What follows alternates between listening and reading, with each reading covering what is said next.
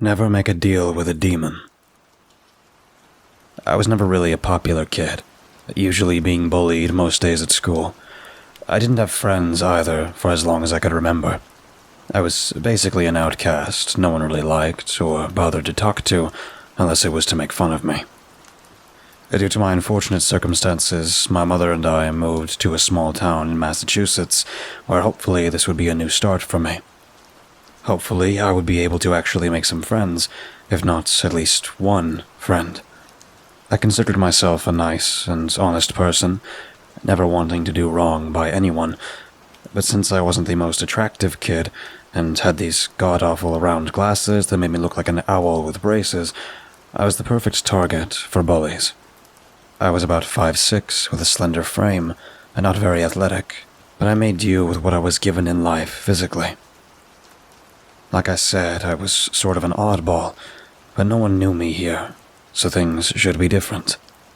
Well, at least I thought things would have been.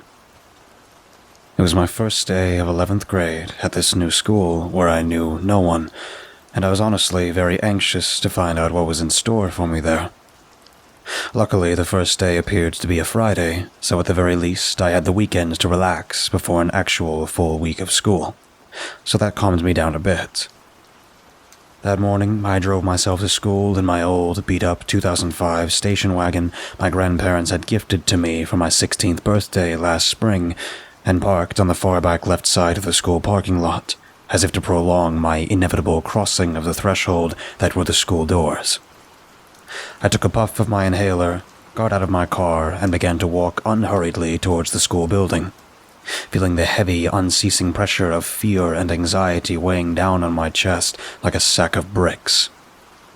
I was wearing a black, unzipped sweatshirt with my favorite AC/DC shirts, blue jeans that seemed a bit tight on my legs, and some basic-looking Converse knockoffs that I bought from Walmart. Over my shoulder, against my waist, I was carrying my satchel with a Star Wars pin attached to the left side of it, and my embroidered initials, LJW. Which stood for Larson John Walker, in the center of my satchel. Hopefully, things were going to be different here. Hopefully, I was going to actually have a good school year for once in my life, but unfortunately, I was wrong. As I walked up the doors of the building, I was greeted by a group of 3 football jocks who were waiting at the entrance, seemingly giddy that there was some new prey waiting to be pounced on. Well, who we have here? Asked the biggest jock out of the 3. Already seeing where this was going, I tried to walk by them without saying a word, but had been blocked off abruptly by the other 2 guys that were with the big one. The bigger guy continued. What's the big hurry? We still have 15 minutes until homeroom. I'm just trying to get to know you is all. What's your name? I could already feel my legs trembling and my heart in my throat at this point, but I reluctantly turned towards the bigger guy and croaked out my name. My name's Larson Walker, I said, shakily. See? That wasn't so hard, now was it? My name's Vinny, and these 2 behind you are Will and Frank, Vinny said in an antagonistic manner. Nice to make your acquaintance, but I really have to go and get to homeroom now, I said, still fearful, hoping they would leave me be. Yeah, okay. We'll let you go in. But first you gotta pay the entrance fee, Vinny said with a smirk. Entrance fee? I asked. Yeah, how much money you have on you? Vinny grinned. I only have a 10 for lunch and drinks if I need to buy water, I said, knowing that I'm probably going without food today. Hand it over, now, Vinny coaxed aggressively.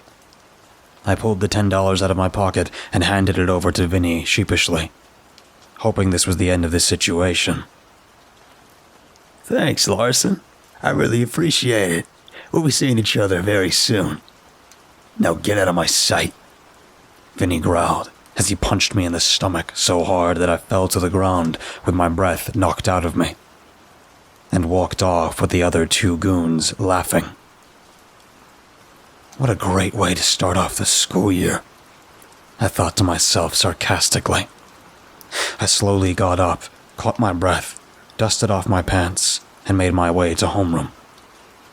Already upset and depressed that so far nothing was different at this school compared to my old school. The rest of the day I kept to myself and didn't say much of anything after my altercation with Vinny. At lunch, I sat by myself, and seeing as I had no money for lunch, I just sat there and listened to music while looking down at the table gloomily. Today couldn't get any worse, I thought to myself.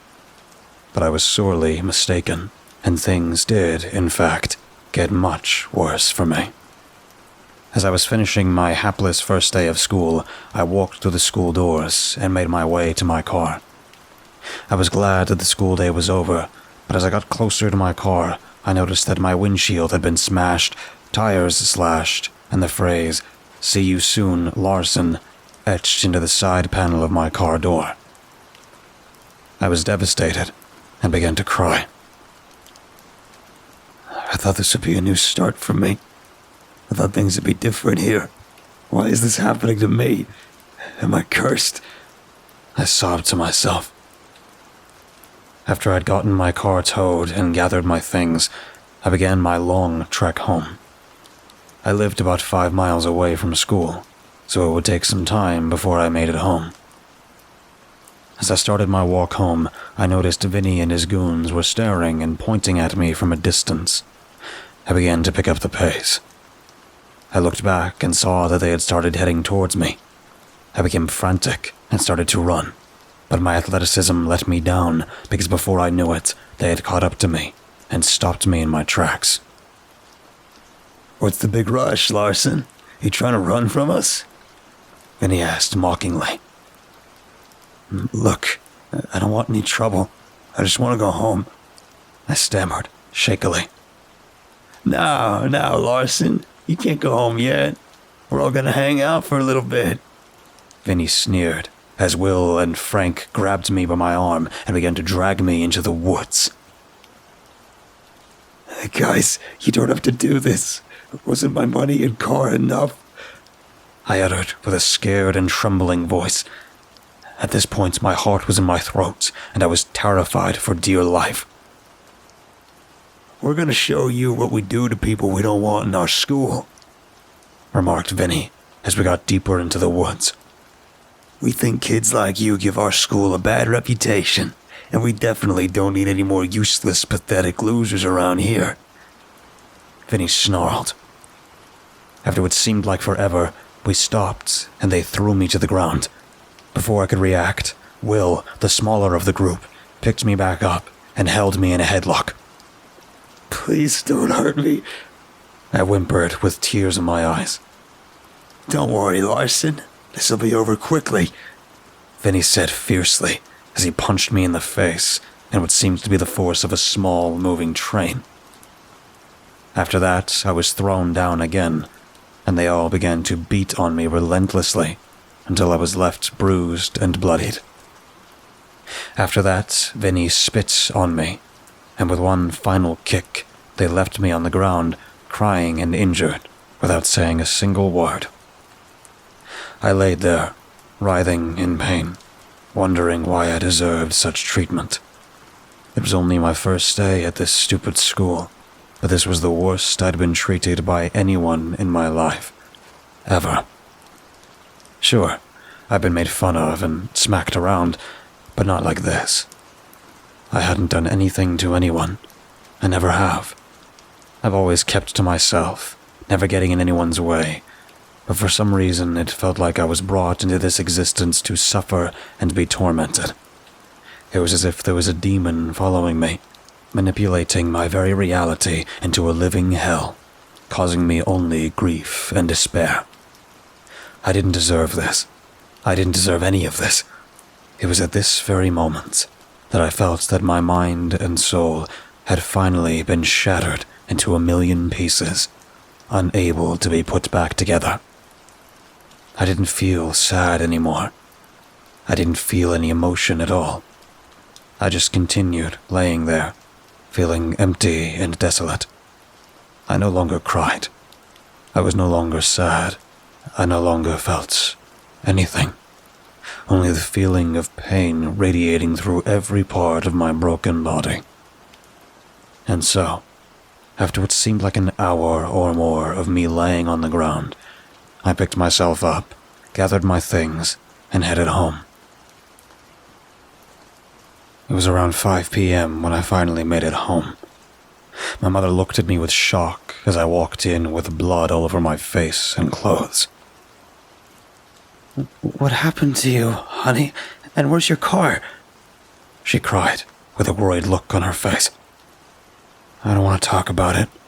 I just want to clean up and go to bed," I said, as I walked past her with vacant eyes, not even making eye contact with her.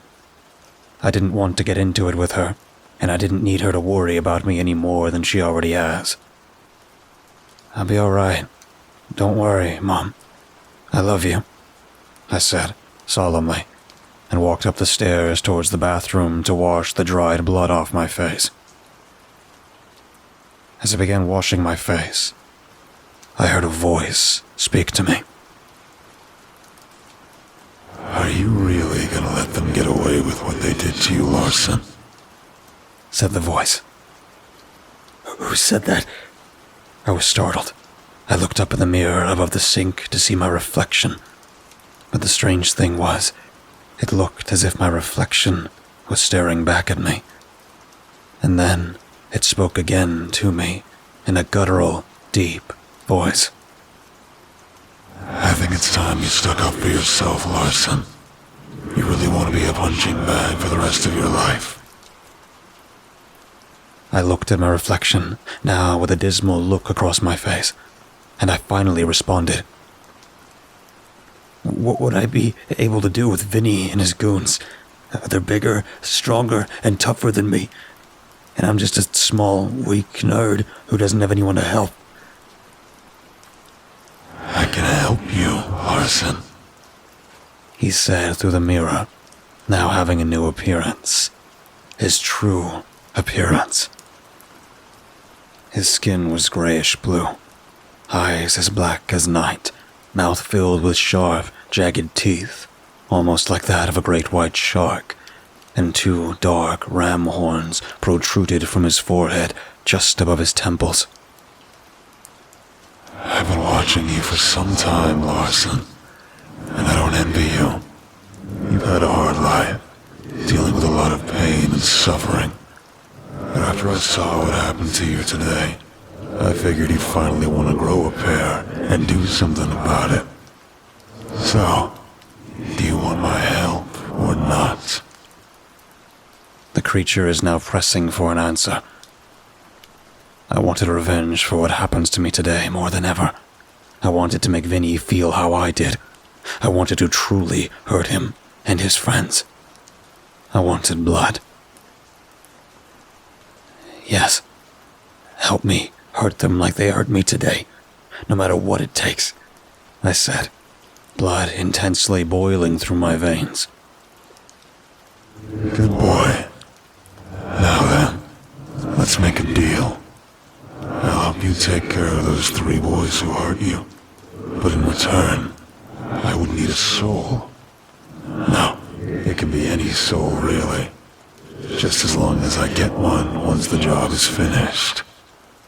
He grinned menacingly, while putting his hand through the mirror to shake on it.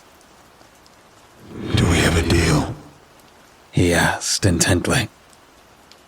I thought for a minute, and then responded. Yes, we have a deal.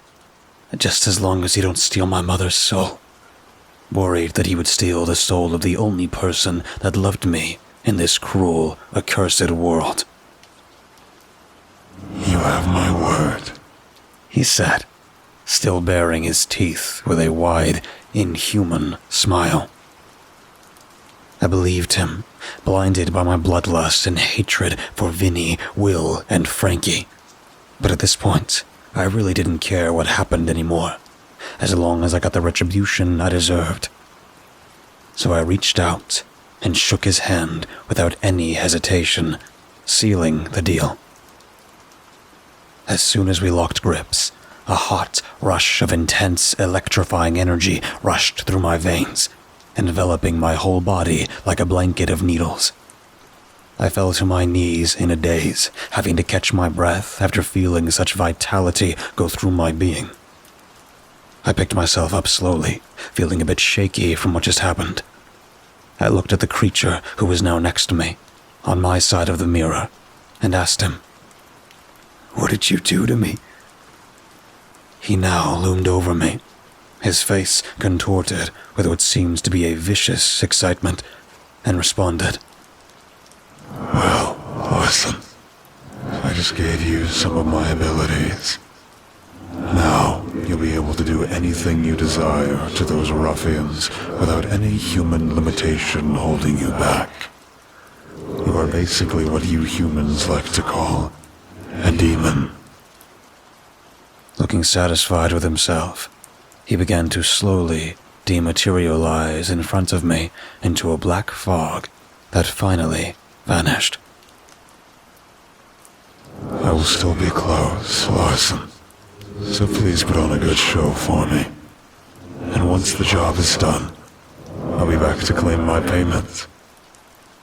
He bellowed, his voice ringing through my ears as if he was now in my head speaking. And then the room became silent. I was now alone in the bathroom, my reflection back to normal, except I noticed that now my vision was blurry while wearing my glasses. I took them off to realize that I could see clearly without them over my eyes. I was surprised, but assured it was just one part of having the powers of the damned. I wondered what else was different about me, and discerned that all my cuts, bruises, and pain were gone as well. Excited by this, a thought came to my mind. He said I was no longer bound by my earthly constraints, so that must mean I can do more with the powers I've just obtained. Thinking this, I soon realized I was now very late and shuffled to my room, feeling exhausted from today's events. That night, I slept the best I have in years, ready to see what the full potential of my new abilities were in the morning. By the time I woke up, it was 10:34 a.m. that Saturday.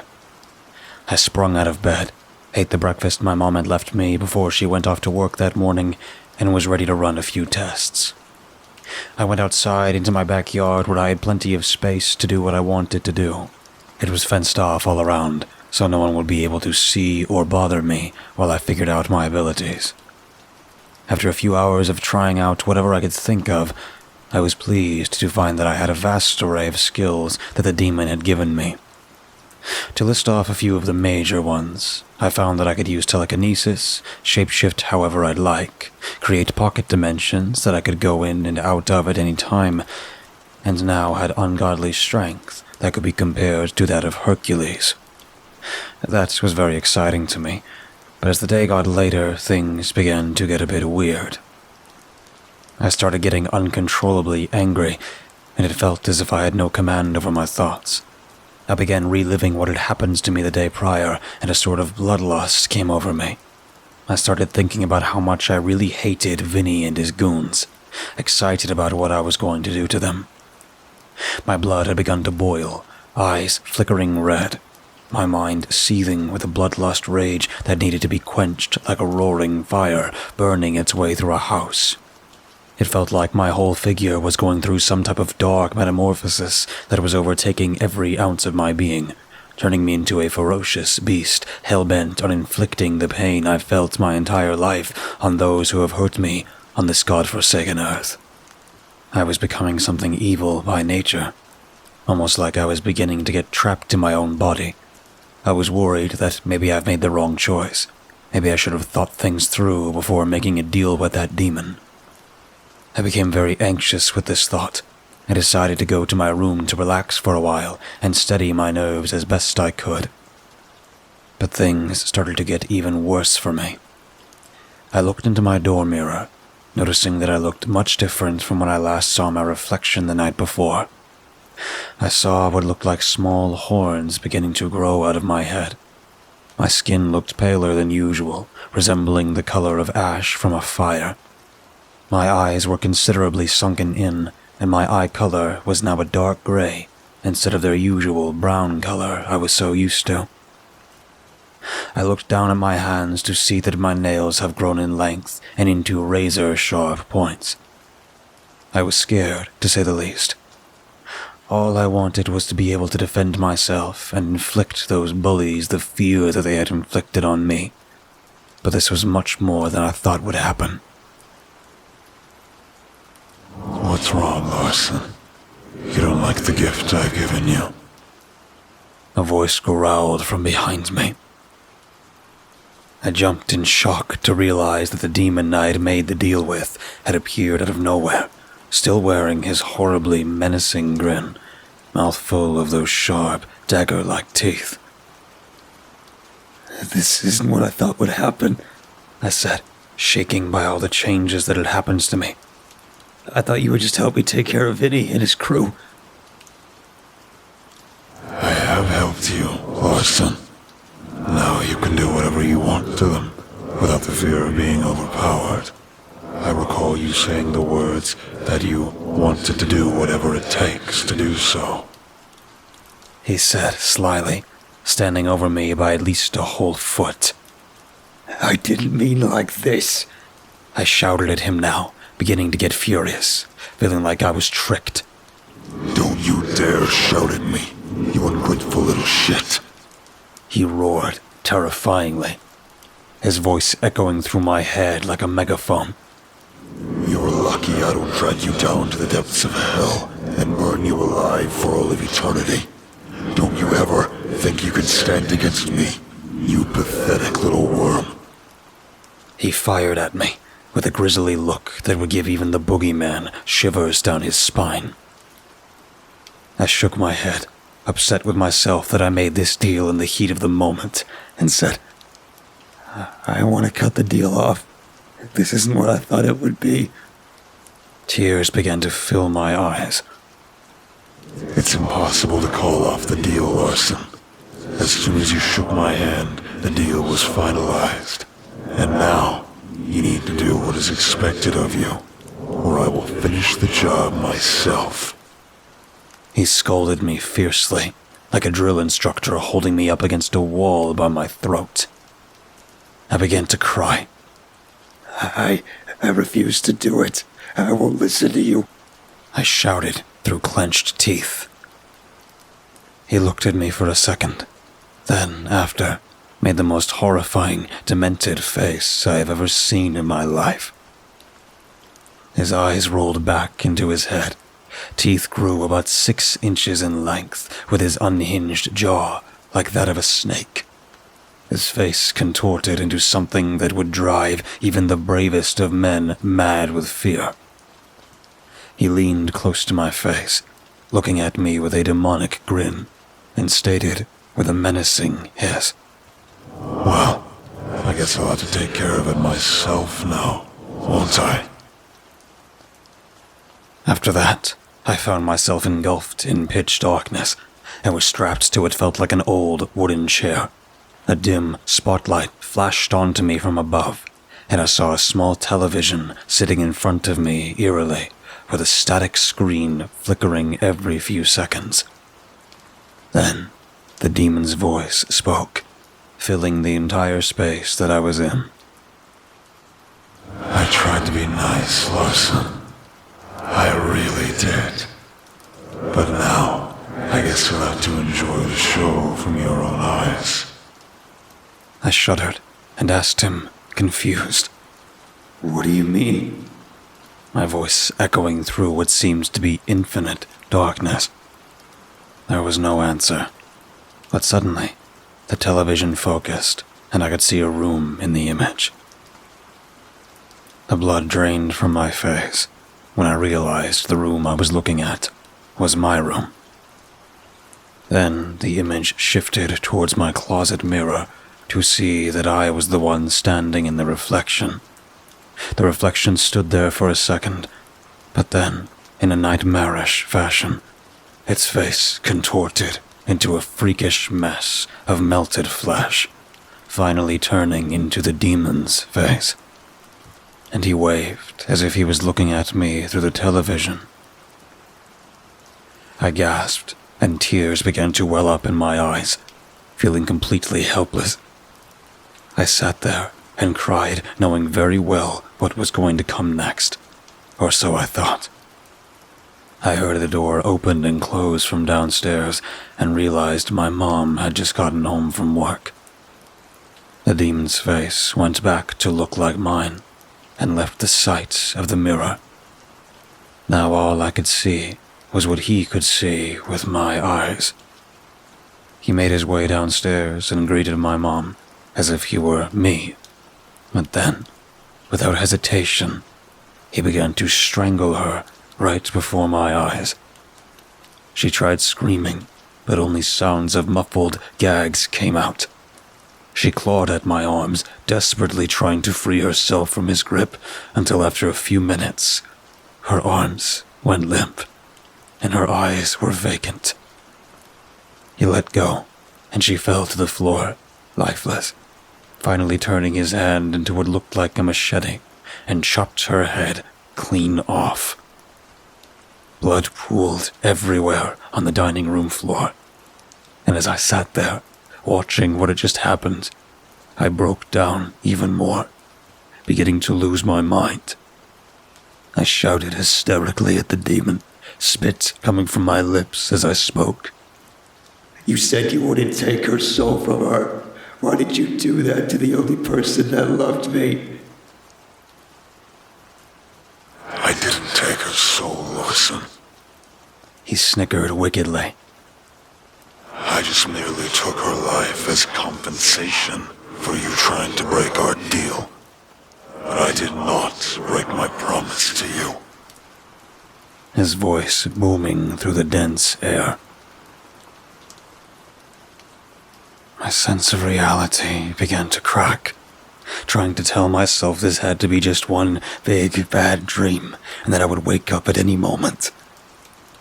I didn't wake up, because it was not a dream, and it was all my fault. Now, I guess it's time for me to find those naughty boys who made your first day of school so miserable. He cackled, enjoying the pain that he had just caused me. I was speechless and sat there, hopelessly knowing there was nothing I could do to stop him. I see why you couldn't do anything for anyone, Larson. This body is completely useless without my powers, He said mockingly, as he began walking towards my school. It was probably around 2:20 p.m., seeing as my mom got home from her weekend shifts usually by 2, which meant football practice for my school team would be starting soon. I knew what he was going to do next, and I was horrified. The demon teleported to the brush that was beyond the football field and watched until practice had finished at 5:30 p.m., then waited until the students from the team came back out of the school in their everyday attire. There they were. Leaving the school last was Vinny, Frankie, and Will in their pleather football jackets, heading towards what seems to be Vinny's Ford F-150 four-door. They all hopped in and began to drive. The demon seemed to have shape-shifted into a flying creature and followed them through the air like a hawk, stalking its prey to see where they were going. They pulled up into a driveway of a lavish-looking house and got out of the truck, walking towards the backyard, where there was a patio and a fireplace with some chairs near it. Will and Frankie sat down while Vinny ran inside quickly, and after a few minutes, reappeared outside with what seemed to be a 30-rack of Budweiser. Will started the fire, and they all began to start drinking. That's when the demon flew down to the ground on the side of the house and took the normal form of my body. From where he was, Vinny, Will, and Frankie's backs were turned towards the demon as he walked forward, getting closer and closer, until he was about 10 feet away from them. He spoke in a cocky tone using my voice. "How's it going, assholes?" All I could do was watch and see what happened, still completely broken about what had happened to my mother. They all turned around simultaneously, a bit stunned to see who they thought was me standing there. "Well, look who we got here, fellas. It's Fairy Boy Larson," Vinny said. "How and why are you here, Larson? Didn't you have enough yesterday? Or did you follow us here to get your ass whooped a second time?" He continued, as all three of them stood up and began walking towards my puppeted body. "You humans are so dumb and useless. It's a wonder why any of you were created." The demon chuckled as he walked towards them, still using my voice to speak. "Frankie, go grab him so I can shove my boot down his throat," barked Vinny, clearly annoyed now that my voice said anything to them. And that's when it all started. Frank went to grab the demon, thinking it was actually me they were going to fight. But instead, Frankie reached out to get my arm, and the demon's left hand turned into a blade and sliced his arm off at the elbow. Frank fell to the ground, screaming, crying, in agonizing pain. This scared the other two, who at this point began to run away, but were stopped abruptly by the creature who shifted his other arm into long tentacles that stretched and wrapped them up, dragging them back towards him. He began laughing as they tried pleading with him to stop. "Larson, man, we're really sorry. Please don't kill us, man. We didn't mean what we did to you." But it fell upon deaf ears. The demon tied them up to the chairs they were sitting in with his tentacles and detached them from his body, now reforming a new arm. It's a bit late for apologies, unfortunately, boys. The demon began to chuckle as he held up Frankie by the back of his neck with one hand. I think people as cold-hearted as you deserve to be punished for their sins, he said, now using his guttural growl of a voice. His left hand turned into what looked like a giant sickle, and while Frankie struggled in the grip of the demon, he brought the blade up and slowly glided it across Frankie's throat, blood spewing out like a water sprinkler all over Vinny and Will, who were unable to do anything but watch in horror as their friend suffered a disturbing end. The demon dropped Frankie's body to the ground and licked the blood off the blade. Frankie's body was twitching due to the body's nerves, his eyes now empty of life, and Will began to throw up at the sight. Vinny was hyperventilating in fear, tears rolling down his face like a waterfall. Now, the party's just begun, fellas. You can't be getting sick of me now. The demon joked sarcastically. Now, Will, how do you feel about being the next one to play with me? He asked sarcastically. I was terrified of what I was seeing, but there was nothing I could do, as I was still tied to a chair in what I assumed to be a pocket dimension. All I could do was watch the television in disgust as this nightmarish event continued. "No, please, Larson. I'm sorry for what we did to you. Please, let me live." Will began hysterically. Unfortunately, that's not how this game works.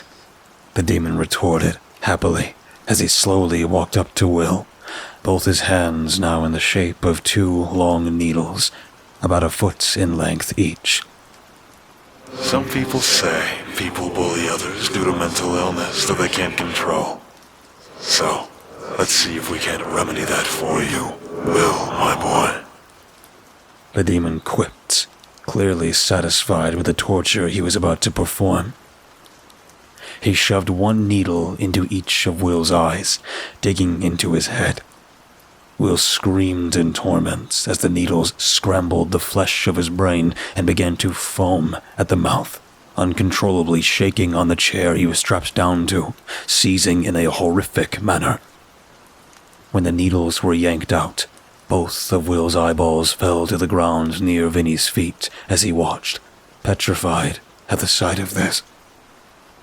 Will no longer screamed, but continued to shudder erratically in his chair until finally the demon took one of the needles and shoved it into Will's heart. After a couple minutes, Will went limp, and the demon now gazed at Vinny. We lost another one, Doctor. What are we to do? The demon teased as he began laughing in Vinny's face with a sickening cackle. But then he continued. Now, don't worry, Vinny. You're the main events of our little game here. And I'm going to do something very special to you. A big man like you deserves to have something great happen to them. Something unforgettable, don't you think? Vinny began to cry even more as he shook his head, scared to respond. All he could muster up was a whimper. Please don't. Please don't, Larson. I was sick at this point and couldn't watch anymore, but something forced my head towards the TV and my eyes opened. Then I heard from the demon's voice echo from the darkness. The show's not over yet, Larson, my boy. Tears were streaming from my eyes, and I could no longer talk.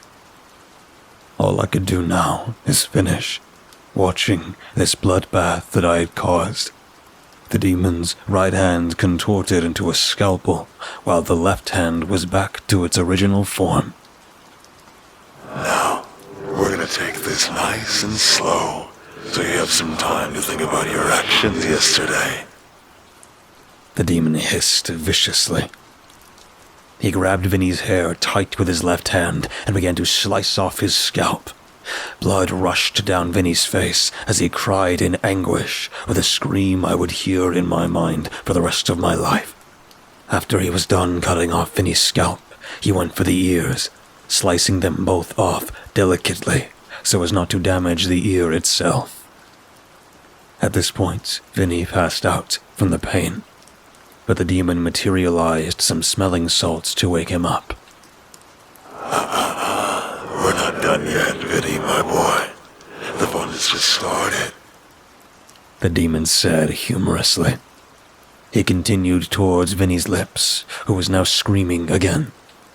First, the top lip was cut off, and then the bottom, and he set them down next to the scalp and ears. Vinny passed out again. And here I thought football players were supposed to be tough and full of energy. He said with a jovial tone. He woke Vinny back up with the smelling salts once more, and started towards his eyeballs. At this point, Vinny was so messed up and drowsy from blood loss, he just sat there, as if unable to register anything else that was happening to him. The demon sliced out the right eye carefully, then the left, and placed them next to the other appendages. Well, I guess our fun is over now, Vinny, my boy. So I'll end it here, leaving you free to live another day in your perfect life. He snickered as blood covered Vinny's face and clothes, breathing heavily. And then the television shut off. The demon appeared in front of me, smiling with delight. Well, that's that. I did your dirty work, Larson, so you need not worry about getting your hands dirty. He said through his disturbing, contorted smile. I didn't want any of this to happen. You didn't need to go that far. I whispered, unable to process anything, my mind forever disturbed by the events. Well, What's done is done, Larson. But that leaves only one loose end that needs to be tied up. I need the soul you promised me. And since I did your job, it only makes sense that I take your soul as payment. He said with a cold tone. I looked up at him, tears still filling my eyes, crying for my mom to save me, praying that this would all end. And then, everything went black.